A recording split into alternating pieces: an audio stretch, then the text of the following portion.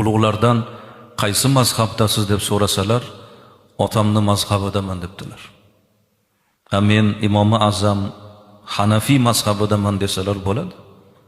O'rtaga otani qo'yib, otamni mazhabidaman debdilar. Haqiqatdan musulmon farzandichalik otasini ulug'lagan biror bir xalq yo'q. Musulmonlar otani haqiqiy o'rniga, maqomiga qo'ya oladigan. Avni ibn Abdulloh aytadilar, farzand olim, 30 pora Qur'oni bor, ilmi bor, otani ilmi yo'q, oddiy namozxon. Jamoa bilan birgalikda otasiga ham imom bo'laversin. Otasi bilan yolg'iz qolganda odob yuzasidan otani oldiga chiqmasin debdilar. Ota chiqsinlar imomlikka, farzand orqada tursin. O'sha qori yigit olim bo'lsa-da, shayx bo'lsa ham ilm yo'q, otani orqasiga ergashsa odobga to'g'ri keladi debdilar.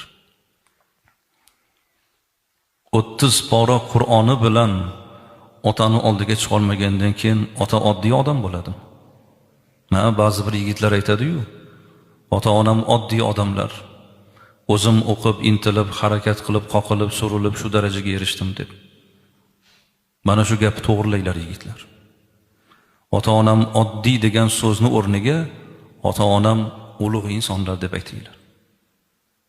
Ota-onamiz boshqalar uchun oddiy bo'lishi mumkin, lekin farzand uchun ota-ona oddiy bo'lmaydi. Otamizdan, onamizdan biz uchun ulug' inson yo'q. Kim bo'lishidan qat'iy nazar, oddiy bir dehqon bo'lsa ham, siz olimu, shayxu, murattab qori bo'lasizmi? Otamizni oldida biz ham hech kim emasmiz. Masalan, meni hozir shu yerga tepaga chiqarib qo'ydinglar. Sizlarga va'z aytyapman.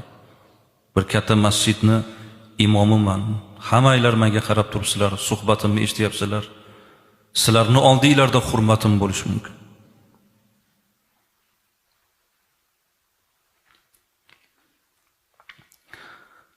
Lekin otamni oyoqlarini patak emasman.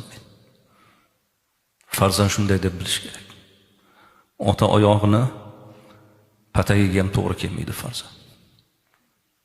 O'zini shunday kamtar tutish kerak. Otam, onam deb yursanglar, yigitlar, kam bo'lmaysizlar.